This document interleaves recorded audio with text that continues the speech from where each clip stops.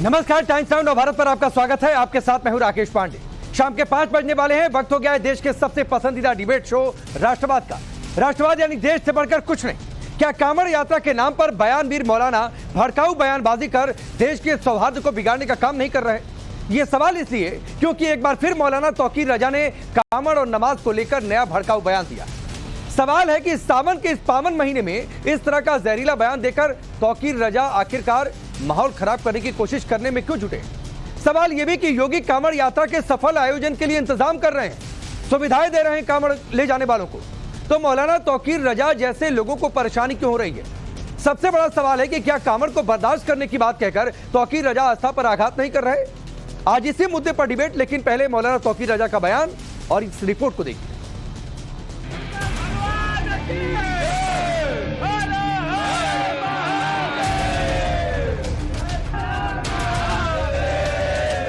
दस मिनट की नमाज आपको तकलीफ पहुंचाती है, 5 मिनट की अजान आपको तकलीफ पहुंचाती है, तो आपको हमारे 10 मिनट बर्दाश्त नहीं है, हम आपका 1 महीना बर्दाश्त कर रहे हैं।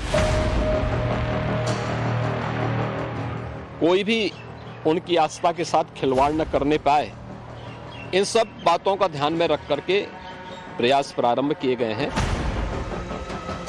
सावन के महीने में कठिन यात्रा को पूरा करने के बाद भगवान शिव के भक्त अपने आराध्य का जलाभिषेक करते हैं, लेकिन असीमित श्रद्धा से पूरी होने वाली हिंदुओं की इस आस्था यात्रा पर सवाल उठाकर नफरती एजेंडा चलाने की पुरजोर कोशिश हो रही है। कांवड़ यात्रा को लेकर विवादों की फहरिस्त में एक और बयान की एंट्री हो गई है। अब की बार मौलाना तौकीर रजा ने कांवड़ यात्रा को लेकर जहरीला बयान दिया है। तौकीर रजा ने कांवड़ यात्रा को निशाने पर लिया और कहा कि हम पूरे 1 महीने यात्रा को बर्दाश्त करते हैं, आपसे 5 मिनट की अजान और 10 मिनट की नमाज बर्दाश्त नहीं होती। 5 मिनट की अजान लोगों को तकलीफ होती है, लोगों की नींद खराब होती है। 10 मिनट की नमाज, अगर मस्जिद में जगह नहीं है और मस्जिद से बाहर तक हमने मुसल्ला बिछा लिया, 10 मिनट में खत्म हो जाती है नमाज। 10 मिनट की नमाज आपको तकलीफ पहुंचाती है, 5 मिनट की अजान आपको तकलीफ पहुंचाती है, लेकिन पूरे महीने का कांवड़, पूरी व्यवस्था बदल दी जाती है, पूरे रास्ते बदल दिए जाते हैं, रास्ते बंद कर दिए जाते हैं। यह न्याय है या अन्याय? सावन की पहली तारीख से विवादित बयानों का दौर जारी है। कांवड़ रूट पर नेम प्लेट के फैसले पर खूब हंगामा हुआ। सुप्रीम कोर्ट के आदेश से मुद्दा शांति हुआ था कि 1 हफ्ते के भीतर ही नफरती तौकीर रजा को सदियों पुरानी परंपरा आहत कर गए। कांवड़ियों के लिए किए जाने वाले इंतजाम से दिक्कतें आने लगी। आप पूरे महीने कांवड़ के नाम पर रास्ते बंद कर देते हैं, हाईवे जाम कर देते हैं। 10 मिनट में और 1 महीने में कितना बड़ा अंतर है भाई। तो आपको हमारे 10 मिनट बर्दाश्त नहीं है, हम आपका 1 महीना बर्दाश्त कर रहे हैं। मौलाना तौकीर रजा कांवड़ यात्रा की तुलना अजान और नमाज से करके क्या समाज में नफरत के बीज बो रहे हैं? आखिर सदियों से चली आ रही परंपरा से अब तौकीर रजा जैसे लोगों को दिक्कत होने लग गई। हालांकि यूपी के सीएम योगी आदित्यनाथ ने साफ साफ कह दिया कि कांवड़ियों की आस्था से कोई खिलवाड़ न करने पाए। केंद्र और राज्य शासन ने मिलकर के श्रद्धालु जनों की सुरक्षा, उनकी सुविधा, उनकी सुगम और सुरक्षित यात्रा के लिए अनेक प्रबंध किए हैं। कहीं कोई दिक्कत न हो, कहीं कोई अव्यवस्था न फैले, कोई भी उनकी आस्था के साथ खिलवाड़ न करने पाए, इन सब बातों का ध्यान में रख करके प्रयास प्रारंभ किए गए हैं। कांवड़ यात्रा के दौरान कई जगहों पर मारपीट की खबरें भी आ रही हैं। कई जगह पर माहौल खराब करने की तस्वीरें भी सामने आई। सोशल मीडिया में भी ऐसा नैरेटिव चलाया जा रहा है। लेकिन इस बीच यूपी के सीएम योगी आदित्यनाथ ने कांवड़ियों को आगाह किया है कि वो अनुशासन में रहकर ही यात्रा करें। कोई भी पर्व और त्योहार, कोई भी साधना बिना आत्मानुशासन के पूरी नहीं होती है। सुगम और सुरक्षित यात्रा के लिए हमें न केवल अंतःकरण से बल्कि बाहरी रूप से भी उस पूरी प्रक्रिया के साथ लीन होना पड़ेगा। शिवो भूत्वा शिवम यजेत। शिव बनने के लिए शिव जैसी साधना भी चाहिए, उस प्रकार का आत्मानुशासन भी चाहिए, और तब यह कांवड़ यात्रा न केवल श्रद्धा और विश्वास की प्रतीक के रूप में बल्कि आम जन के व्यापक विश्वास की प्रतीक बनकर के उभरेगी। योगी आदित्यनाथ अनुशासन और सुरक्षित यात्रा की बात कर रहे हैं, लेकिन तौकीर रजा जैसे मौलाना भड़काऊ बयान देकर नफरत फैलाने का काम कर रहे हैं। ऐसे में सवाल है, हिंदुओं की आस्था पर हिंदुस्तान में सवाल क्यों? कांवड़ यात्रा से कुछ लोगों को इतनी चिढ़ क्यों? कांवड़ यात्रा पर कोहराम मचाने की वजह क्या है? मौलाना तौकीर रजा ही नहीं, असदुद्दीन ओवैसी, मौलाना कौसर हयात जैसे कई लोग हैं जो कांवड़ यात्रा के नाम पर भड़काने और सियासत चमकाने का काम कर रहे हैं। यूपी में नाम और पहचान बताने को लेकर अब सुप्रीम कोर्ट का फैसला आ चुका है, लेकिन ओवैसी कांवड़ के बहाने योगी सरकार की तुलना हिटलर से कर रहे हैं। एक यात्रा का इतना उनको आप इंपॉर्टेंस देंगे और दूसरों की लाइवलीहुड को बर्बाद कर देंगे आप क्या एक ही समुदाय के लिए कि उसके लिए काम करेंगे? कॉन्स्टिट्यूशन कहां गया फिर? कॉन्स्टिट्यूशन क्या कहां चलेगा? कचरे की बिन में चलेगा कॉन्स्टिट्यूशन? ऐसा कानून वहां पर उत्तर प्रदेश में बीजेपी हुकूमत ने बनाया कि जो हमको हिटलर के 1930 की जर्मनी की याद दिलाती है। इन नफरती बयानों के बीच कांवड़ यात्रा जारी है, लेकिन सवाल है कि क्या कांवड़ यात्रा के बहाने सियासतदान और तमाम मौलाना तुष्टीकरण की राजनीति का कोई मौका नहीं छोड़ रहे? सवाल ये भी है कि ऐसे बयानबाजी के जरिए बार बार लोगों की भावनाओं को भड़काने का काम क्यों किया जा रहा है? Bureau report, times now Navbharat.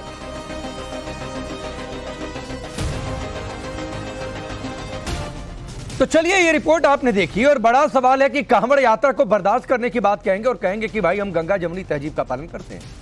चलिए, आपका परिचय आज के मेहमानों से करवाता हूं। डॉक्टर कौशल कांत मिश्रा जी, भारतीय जनता पार्टी के नेता और प्रवक्ता। मोहम्मद फैज खान, राष्ट्रीय मुस्लिम मंच से। फराज किदवई साहब, समाजवादी पार्टी के नेता और प्रवक्ता। हाजी मेहरदीन रंगरेज, MIM के नेता और प्रवक्ता। हाजिक खान जी, इस्लामिक स्कॉलर के तौर पर। अब मेरा मेहरदीन भाई एक सीधा सा सवाल है, कांवड़ यात्रा को बर्दाश्त किया जाता है, एक ग्रुप एक वर्ग बर्दाश्त करता है। देखिए राकेश भाई, जब कोई मुस्लिम त्योहार आता है तो उस पर तो योगी जी का जो है प्रतिबंध लगाना शुरू कर देते हैं। किस पर प्रतिबंध लगा? आप देखिए ना, किस मुस्लिम पर्व पर प्रतिबंध लगा? नहीं, जो सदियों से शुरुआत गलत बात से की है, मैं इतनी जल्दी बिल्कुल इंटरप्ट नहीं करता हूं। नहीं, किस मुस्लिम पर्व पर प्रतिबंध लगा? मुझे बताइए, मैं सीधे उसका जवाब लूंगा। मैं पूछना चाहता हूं, नहीं पूछिएगा सर, पहले बताइए किस मुस्लिम पर्व पर प्रतिबंध लगा? नहीं, ऐसे कुछ भी बोलकर थोड़े नहीं निकल जाएंगे। नहीं राकेश भाई, आप पूरी बात ही नहीं होने दें। मैं पूरी बात सुनूंगा, मुझे बस बता दीजिए किस मुस्लिम पर्व पर प्रतिबंध लगा? आप ये बताइए, जब तलवार के लिए मना कर दिया गया, पटे के लिए मना कर पहले मुझे बताइए किस मुस्लिम पर्व पर प्रतिबंध लगा? मेहरदीन रंगरेज, हवाई बातें नहीं, या तो बोलिए कि गलती से निकल गया। हकीकत कह रहा हूं, तो बताइए ना किस मुस्लिम पर्व पर प्रतिबंध लगा? सुन तो लीजिए, जब ये भड़काने वाली बात मत करिए सर। देश के करोड़ों लोग आपको सुन रहे हैं मेहरदीन रंगरेज, आप एक वर्ग को भड़काने की कोशिश मेरे प्लेटफॉर्म से आप नहीं कर सकते हैं। महीने रोड जाम कर पूरे लोगों के अर्थव्यवस्था को खराब कर देश को नुकसान पहुंचाकर मैं इस पर भी आऊंगा, मैं इस पर भी आऊंगा मेहरदीन, मैं इस पर भी आऊंगा। संविधान की शपथ पहले मुझे, अरे मेहरदीन भाई सुनिए ना, मेहरदीन प्लीज मेरे हिसाब से डिबेट चलेगी, आपके हिसाब से नहीं चलेगी। लोगों के लिए अलग से कोई दायरा नहीं है, वो सबके लिए समान होता है। ठीक है, बिल्कुल सबके लिए समान होता है। मगर आपने सुनिए ना, आपने अपने शुरुआती जवाब की दूसरी लाइन में कहा कि मुस्लिम पर्व पर प्रतिबंध लगा। मुझे एक मुस्लिम पर्व बताइए जिस पर प्रतिबंध लगा, नहीं तो बोलिए गलती से निकल गया। देखिए, मैं क्या कहना चाह रहा हूं, वो भी उसको भी नहीं, क्या कहना चाह रहे हैं ये मुझे नहीं जानना है। नहीं, मुझे जानना है कि योगी सरकार ने किस मुस्लिम पर्व पर प्रतिबंध लगाया। भाजपा की सरकार है राकेश भाई, बताइए किसी भी स्टेट में जहां भाजपा की सरकार है किस मुस्लिम पर्व पर प्रतिबंध लगा? मेहरदीन, उनको टारगेट किया जा रहा है भाई। हवाई नहीं, आपने देखा होगा भी, अरे आप जुलूस नहीं निकलने दिया। कहाँ जुलूस नहीं निकला? कई सारी जगह नहीं निकलने दिया। नाम बताइए। कई जगह परमिशन, शहर का नाम बताइए। हमारे दिल्ली में नहीं मिली। क्या चीज? हमारे घर के पास नहीं मिली, परमिशन ही नहीं दी गई पुलिस की तरफ से। अच्छा। और 1 महीने के लिए आप पूरा रोड जाम कर देंगे। अच्छा। और फूल माला भी बरसाती है। अब मुझे बताइए, भाजपा की अब मुझे ये बताइए, फूल वर्षा भी करती है। एक तो मेहरदीन आपने जो गलत बयानी सुनिए, एक तो आपने जो गलत बयानी पहली लाइन में की है और लोगों को भड़काने वाली बात कही है, उसका सच आ गया कि किसी भी मुस्लिम पर्व पर किसी भी राज्य में प्रतिबंध नहीं लगा है जो बीजेपी शासित राज्य, वरना आप उस मुस्लिम पर्व का नाम बता देते। नंबर 1 बात है। अब नंबर 2 बात, अरे सुनिए ना, मेरे सवाल का दूसरा सवाल आपसे। आपने कहा यात्रा सड़क पर निकलती है, सड़क मार्ग बाधित हो जाता है।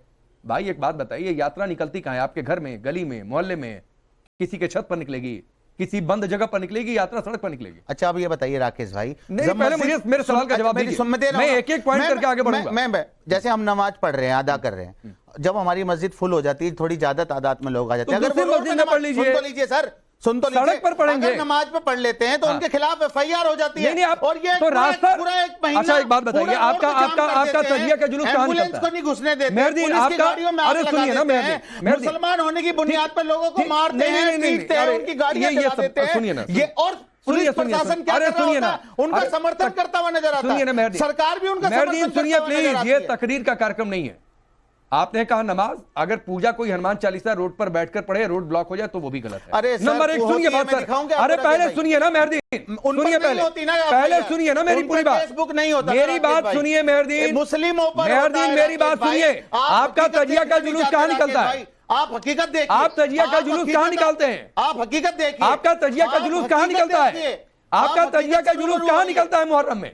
आपका तजिया का जुलूस कहां निकलता है मुहर्रम में, मुझे बताइए। मुहर्रम में जुलूस पूरे दिल्ली में निकलता है। नहीं सड़क पर निकलता है ना। हाँ यस, तो भाई तो कह रहा हूं, जुलूस यात्रा सड़क पर होगी, घर में थोड़े नहीं होगी, किसी के छत पर थोड़े नहीं होगी भाई। पूजा नमाज इबादत किसी जगह पर होगी, वो सड़क पर नहीं होगी, यही तो मैं समझाना चाह रहा हूं। मैं राकेश भाई क्या कह रहा हूं, जब हमारा कोई धार्मिक जो प्रोग्राम होते हैं, अगर उस दौरान किसी भी मुसलमानों ने ये नहीं कहा जाता कि आप जो है मंदिरों को ढक दो, मगर जब ये यात्रा निकल रही है राकेश भाई, हमारी मस्जिदों को ढका जा रहा है, ठीक है, हमारी किसने कहा ढकने के लिए? अरे उत्तराखंड सरकार में आप देखिए जाकर कैसे मस्जिदों के आगे सफेद पर्दा लगा दिया गया। मुझे दिखाइए किसने कहा ढकने के लिए? अरे सरकार का आदेश है, वहां तो आदेश उत्तराखंड सरकार आदेश दिखाइए, आई चैलेंज दिखाइए ना, मैं दिखा देता हूं आपको, निकलवा। चलिए तब तक इनका जवाब दीजिए, कौशलकांत भाई जवाब दीजिए। आप लोग मुस्लिम को टारगेट करते हैं, फेस्टिवल्स को टारगेट करते हैं, कांवड़ यात्रा को बहुत सुविधा दे रहे हैं, वो बर्दाश्त नहीं हो रहा है मेहरदीन से।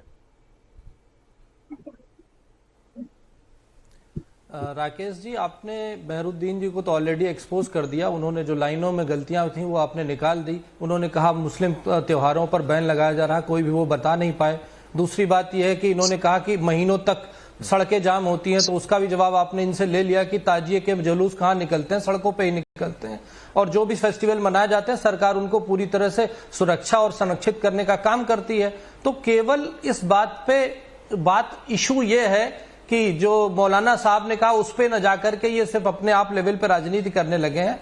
बात यह है कि इशू प्रोग्राम का यह है कि जो मौलाना साहब ने कहा कि 1 महीने तक लोगों की लिवलीहुड गड़बड़ होती है, लोगों को काम धंधे में दिक्कत होती है और मुस्लिम लोगों के परिवारों को और मुस्लिम त्योहारों पे बैन लगता है, तो ये दोनों बातें एक्सपोज होती हैं। पहली चीज तो ये समझ लीजिए कि हिंदू आस्था और हमारे संविधान की आस्था एक ही है, दोनों की आत्मा एक ही है।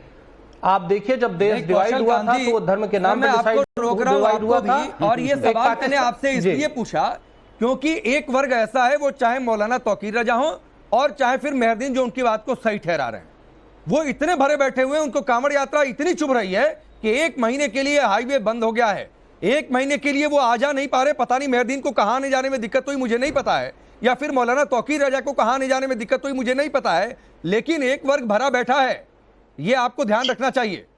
और वो इस यात्रा से चिढ़ा बैठा है कि आप लोग एक यात्रा को इतनी तरजीह क्यों दे रहे हैं। राकेश जी, उत्तर प्रदेश में वो सरकारें रही हैं जिन्होंने इस कांवड़ यात्रा पे बैन लगाया है, 84 कोसी परिक्रमा पे बैन लगाया है, थानों में होने वाली कृष्ण जन्माष्टमी को बैन किया है। तो जिस तरह के तुष्टीकरण की राजनीति अभी तक होती रही है, वो तुष्टीकरण की राजनीति अब खत्म हो चुकी है, तो उनको उस चीज से वो कंपेयर कर रहे हैं ना। अब जब लॉ एंड ऑर्डर एकदम स्पिरिट में, लेटर एंड स्पिरिट दोनों में लागू हो रहा है, तुष्टीकरण नहीं हो रहा, तो इनको कष्ट हो रहा है। और दूसरी चीज ये बता दे राकेश जी, हिंदुस्तान की जीडीपी का 2.35% मंदिर की इकोनॉमी से आता है, 2.35%।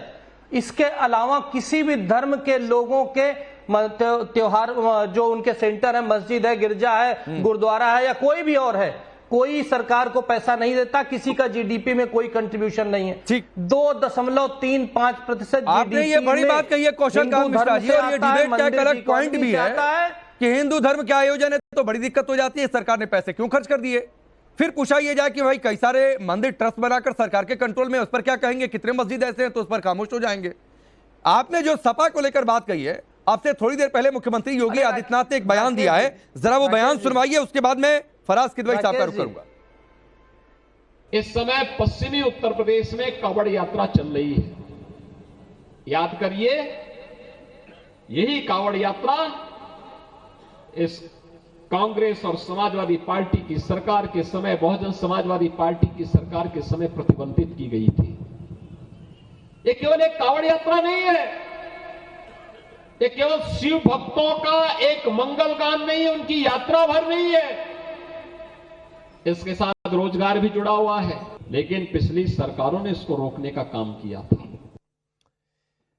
अब फराज किदवई साहब, चूंकि कुछ लोग, मैं नहीं कह रहा हूं कि सभी, कुछ मुट्ठी भर लोग हैं जिनको कांवड़ यात्रा अच्छी नहीं लग रही है। कौशल भाई एक रिप्लाई ले लूं, फिर सीधे आपको ही आना पड़ेगा इनकी बात का जवाब देने के लिए, तो एक फराज किदवई साहब का टिप्पणी हो जाए।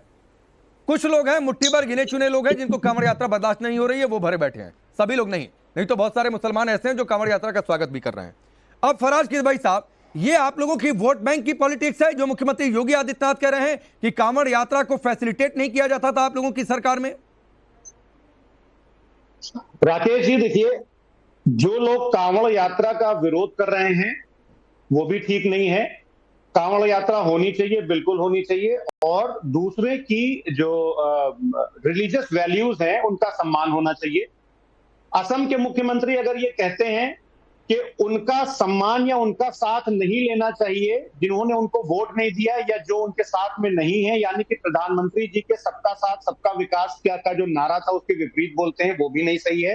रमेश विधूड़ी जी अगर पार्लियामेंट में खड़े होकर के बोलते हैं कटवा किसी मुस्लिम सांसद को, तो वो भी नहीं सही है। और जो लोग ऐसी बात करते हैं कि कांवड़ यात्रा नहीं होनी चाहिए, उसको फैसिलिटेट नहीं करना चाहिए, वो भी सही नहीं। देखिए हमारे देश का ट्रेडिशन क्या है राकेश जी। नहीं फराज किदवई साहब, आपको भी थोड़ा सा मैं एक लाइन कहना चाहता हूं सर शुरू में, कि आपने इतने नेताओं का नाम गिना दिया, तो कुछ उन नेताओं का भी नाम गिना दीजिए जो आपकी पार्टी में जब थे, अब तो नहीं है। रामायण को लेकर, रामचरितमानस को लेकर, हिंदुओं को लेकर, देवी देवताओं को लेकर पता नहीं क्या क्या कहा था, तो जरा एक दो नाम उनके भी ले लेते तो मुझे लगता है कि आप बड़ी साफगोई से अपनी बात रख रहे हैं। राकेश जी, आज उन्हीं की बेटी को भारतीय जनता पार्टी ने हेलीकॉप्टर में घुमा करके लोकसभा के चुनाव में पूरी कॉन्स्टिट्यूएंसीज में यूज किया। लेकिन चलिए वो डिबेट का सर, तो जो सनातन को गाली देते हैं वो भी आपके गठबंधन का हिस्सा है फराज किदवई साहब। सनातन को कुष्ठ, एड्स, पता नहीं क्या क्या बता दिया और उस पर कोई टिप्पणी नहीं आई। राकेश जी, आप मुझे बात ही नहीं रखने, मैं बिल्कुल बात रखने दे रहा हूं सर, चूंकि आपने 10 नाम गिना दिए तो मुझे लगा कि 2-4 नाम और गिना देते तो बेहतर होता। तो भारत का आज जो ट्रेडिशन है राकेश जी हमारा, वो स्वामी तुलसीदास जी कहते हैं कि परहित सरिस धर्म नहीं भाई, पर पीड़ा सम नहीं अधमाई। यानी कि दूसरों की भलाई के समान कोई धर्म नहीं है और दूसरों को दुख पहुंचाने के समान कोई पाप नहीं है। आज उत्तर प्रदेश में जो हमारी सरकार चल रही है वो तो इस चौपाई की बिल्कुल विपरीत चल रही है, क्योंकि आप देश के भोले भाले नागरिकों को इतना दुख पहुंचाते हैं कि उनके घरों के ऊपर बुलडोजर चला करके उनके आशियानों को आप जमींदोज कर देते हैं। आपके मंत्री पुत्र किसानों के ऊपर लखीमपुर पे जीप चढ़ा करके उनकी हत्या कर देते हैं। और ये सब आप इसलिए करते हैं राकेश जी, ताकि आपकी जो ये नाकामयाबियां हैं, जो सरकार का जो ये खराब गवर्नेंस है, उससे जनता का ध्यान। अच्छा, एक बात है फराज किदवई साहब, फिर एक छोटा सा सवाल है। कौशल भाई आपकी तमाम बातों का जवाब देंगे, मुझे बताइए बुलडोजर चलना गलत है ना? भोले भाले नागरिकों के घरों के ऊपर बुलडोजर चलना, नहीं बुलडोजर चलना गलत है ना सर? सुनिए, नहीं अब ये भोले भाले की परिभाषा हर पार्टी के हिसाब से तय होने लगेगी तो गलत है। आपके सुन लीजिए सर, मैंने ये क्यों पूछा आपको बता रहा हूं सर, आपको क्यों पूछा ये बता रहा हूं। आपने कहा कि बुलडोजर चलना गलत है, मैं कह रहा हूं बुलडोजर चलना गलत है आपके हिसाब से। तो दिल्ली में कोचिंग में 3 छात्र डूबकर मर गए, एमसीडी आम आदमी पार्टी के अंडर में आ रही है, आम आदमी पार्टी जिसके साथ आपका गठबंधन है वहां पर जाकर बुलडोजर चला है, तो बोलिए वो बुलडोजर चलना भी गलत है फिर? और क्या पूछा अखिलेश यादव ने आम आदमी पार्टी के किसी नेता से, संजय सिंह या किसी भी नेता से, क्यों बुलडोजर भेज दिया वहां पर चलाने के लिए? अदालत में चले जाते। राकेश जी, अभी मुझे लगता है कि हम लोग जिस चीज पर चर्चा कर रहे हैं, नहीं क्यों? यूपी का बुलडोजर अलग हो गया, दिल्ली का बुलडोजर अलग हो गया, राजस्थान में कांग्रेस की पार्टी रहेगी, सरकार रहेगी, तो वहां का बुलडोजर अलग हो गया। राकेश जी, देश के भोले भाले जनता के घरों पर अगर बुलडोजर चलेगा तो वो गलत है। नहीं, फिर भोले भाले की परिभाषा आप अपने हिसाब से तय कर रहे हैं फराज किद भाई साहब। दिल्ली में बुलडोजर चला कह रहे हैं, ये अभी उस पर थोड़ी नहीं डिबेट हो रही है। यूपी में बुलडोजर चला तो कह रहे हैं हाय हाय, ये तो बहुत गलत हो गया। राकेश जी, सुप्रीम कोर्ट ने तय किया, सुप्रीम कोर्ट ने माननीय मुख्यमंत्री जी के बुलडोजर का तेल यस, नहीं ठीक है। तो फराज किद भाई साहब, सुप्रीम कोर्ट ने दो टूक कहा था। सुनिए सर, सुप्रीम कोर्ट ने दो टूक कहा था, अवैध निर्माण बुलडोजर से ही गिरता है, फूल से नहीं गिरता है। ये आखिरी लाइन मैंने अपने हिसाब से जोड़ी है। कौशल भाई जवाब दीजिए, फिर मैं बाकी दो मेहमान का रुख करता हूं। वो आगे ये वीडियो दिखा दीजिए। वीडियो नहीं चाहिए भाई, और आदेश दिखाइए। वीडियो नहीं चाहिए, आदेश दिखाइए। आदेश भी है, आदेश निकालिए। देखो, आप आदेश निकालिए, मुझे बोलिएगा, सबको रोककर आपके पास आ जाऊंगा। वीडियो मत दिखाइए, कौशल भाई को बोलने दीजिए। राकेश जी, फराज साहब बोल रहे थे अवैध निर्माण गिरवाने की बात, तो अवैध निर्माण पे तो आपने देखा कि जो टिन टावर सुप्रीम कोर्ट के ऑर्डर से ब्लास्ट करके गिराए गए, तो अवैध निर्माण को तो सुप्रीम कोर्ट बिल्कुल बर्दाश्त नहीं करती। और जहां तक रही बुलडोजर के चलने की बात, तो आज तक योगी जी के बुलडोजर को सुप्रीम कोर्ट ने कभी नहीं रोका। उन्होंने कहा कि जो भी इल्लीगल निर्माण है उस पर बुलडोजर चलता रहेगा। और फराज साहब, आपने बहुत अच्छी बात कही, उसी पे मैं एक और रामचरितमानस की चौपाई बता देता हूं कि रामचरितमानस ये भी कहता है कि विनय न मानत जलद जड़ गए 3 दिन बीत, और बोले राम सकोप तब भय बिन होए न प्रीत। तो बिना भय के, यानी बिना कानून व्यवस्था के डर से प्यार नहीं आता।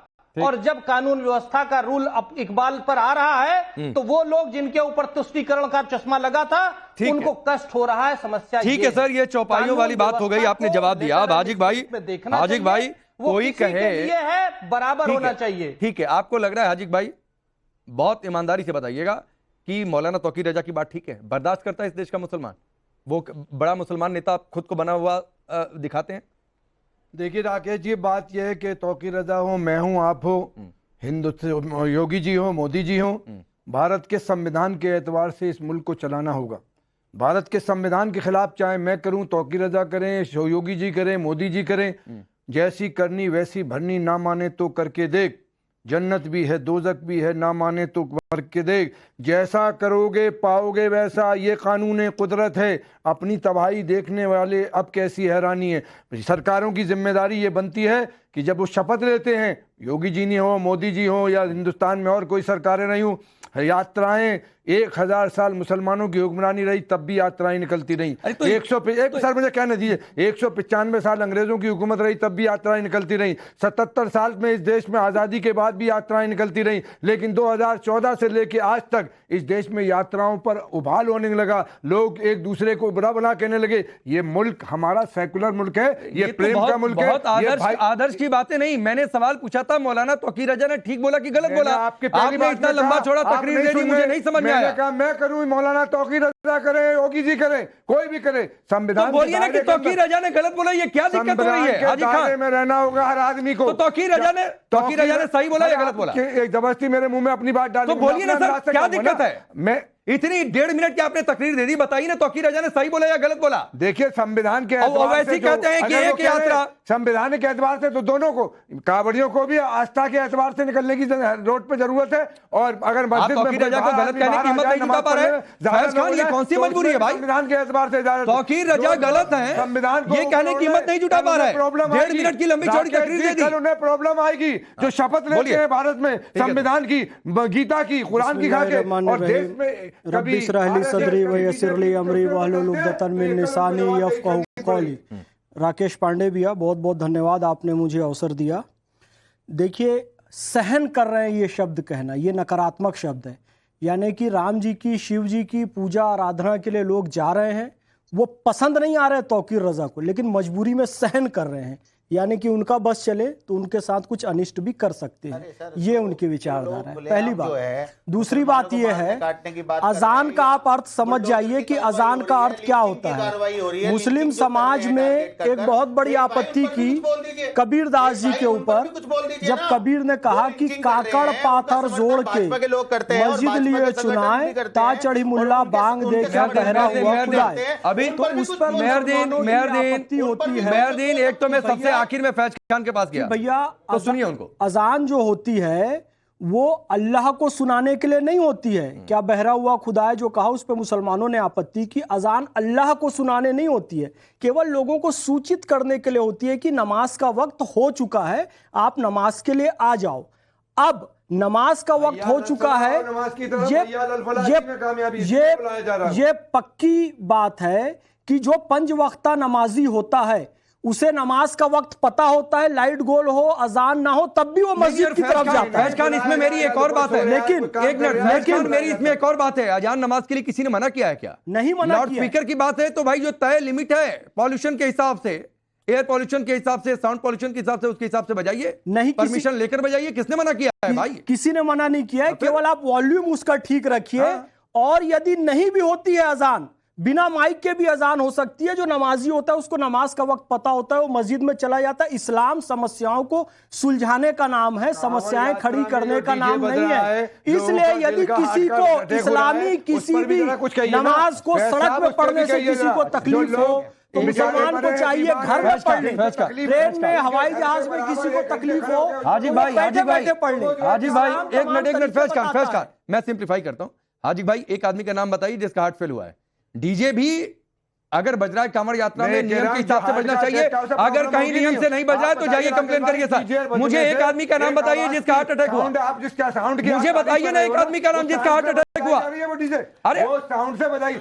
बिल्कुल प्रॉब्लम है, मैं नहीं हाजी भाई, बिल्कुल मैं आपकी इस बात से इत्तेफाक रखता हूं कि उसका भी साउंड नियम के हिसाब से बजना चाहिए। यही कहना है हमारा। लेकिन मुझे एक आदमी का नाम बताइए जिसका हार्ट अटैक हुआ। आपने कहा हार्ट अटैक हुआ, मैं रुक जाइए पहले। हाजी खान, एक आदमी का नाम जिसका हार्ट अटैक हुआ। देखिए, मैंने नहीं कहा हार्ट का प्रॉब्लम वाले को, अरे आपने कहा कि हार्ट अटैक हो गया लोगों का। हार्ट अटैक हो सकता है, आपने अभी कहा हार्ट अटैक हो गया। मैंने गलत नहीं सुना। को तकलीफ हो रही होगी। मैं कह रहा हूँ पूजा पाठ नमाज इसलिए होती है कि अल्लाह बिज़िक्रिल्लाह, चलिए फैज अपनी बात पूरी करिए। सारा चैन और सुकून अल्लाह की याद में। अगर तुम अल्लाह को याद कर रहे हो, ईश्वर को याद कर रहे हो। मेरे पास समय बहुत कम है, ठीक है, समय बहुत कम है। 15 सेकंड फैज भाई अपनी बात पूरी करिएगा, फिर 10 सेकंड मैं बस यही कहना चाहूंगा, ये सब जो इन्होंने गलत है कहा एसपी के प्रवक्ता साहब ने। एक बात सुनिए कि गो भक्तों पर गोलियां चलवाना भी गलत है, जो 1966 पे चली, और राम भक्तों पर गोलियां चलवाना भी गलत है, जो आपकी पार्टी ने मुलायम सिंह यादव ने चलाई।